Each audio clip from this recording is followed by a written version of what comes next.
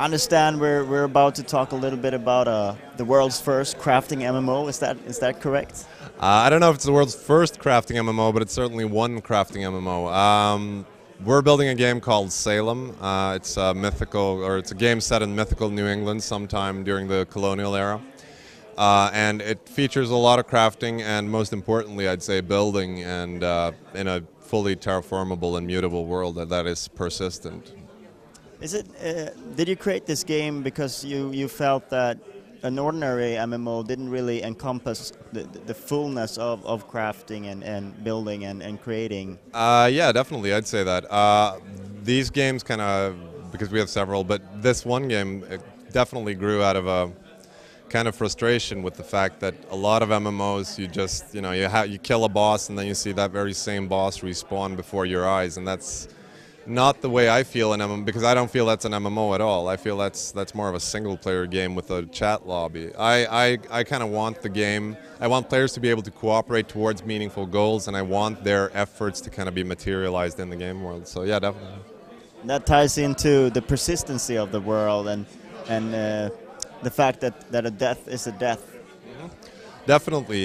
Game features permanent death. If you die in this game, you stay dead. And as I've said in several interviews, I feel that that's really important to have a means of conflict resolution with finality if one is to have a game where people can build essentially anywhere. Conflicts are bound to arise about, boundary disputes and all that kind of stuff, and you need means to settle those kinds of conflicts, which is why I think that permanent death is an absolutely necessary requirement for a game like this. Also makes them a lot more serious and meaningful. You know your character can die, and that's what makes them meaningful to you.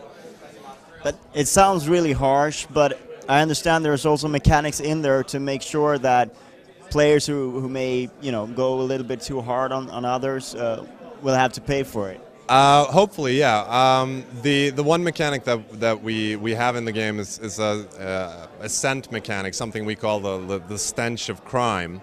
Essentially, every time you leave, you commit a crime or an offensive action versus another player, you leave a little token behind that can kind of be used to bring your character in turn to justice and to receive some well-earned retribution against him.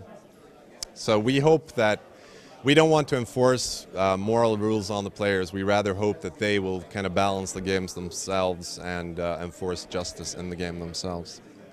So if a typical MMO session involves, picking a quest, joining up with a group, going on a quest, how would you describe like a typical session with Salem?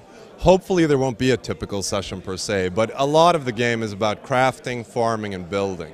So I would say that at like a typical session, you'd probably maybe do some hunting, maybe do some farming, like harvest your fields, take care of your crops that you've gotten from that, further process that as far as you can. Like if you're growing cotton, for example, you'd need to first harvest the cotton, then turn that cotton into cloth by using a loom, and then ultimately turn that into some new cool piece of clothing that your character can wear. I don't know, typical. It depends on what you want to do in the game. I think we're going to try to build in as many career paths as there are career paths in real life. And so hopefully there won't be a typical session per se. And you guys are basically just leaving the world in the players' hands to carve it the way they want it. Freedom is definitely one of the words that we want to push hard for. We love freedom ourselves, and we love having it in games, and we don't have any quests or anything like that. We try to provide obvious goals, we try to provide a cool setting, we try to provide a decent world that can be affected and changed, but how it is affected and changed, we leave that up to the players. We don't have any like precious story that we feel needs to be protected from players. We want players to develop the story themselves.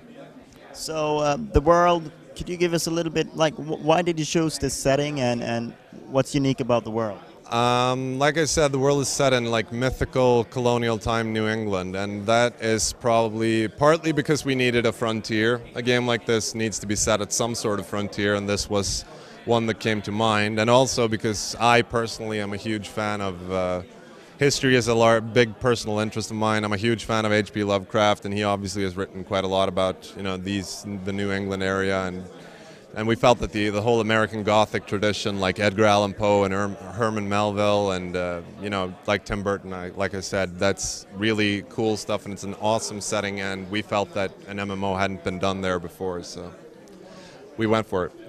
And can you tell us a little bit about how that influence is you know, comes into the game?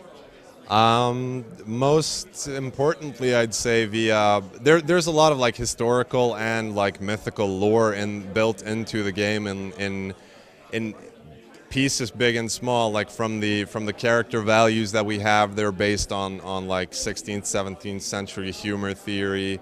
Many of the skills will be named after like famous works of literature and stuff like that. So where are you at in development, and when are you aiming to have it ready?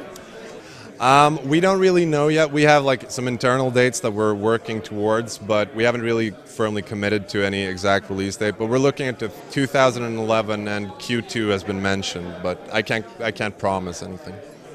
Fingers crossed. Thank you. Thank you very much for your time.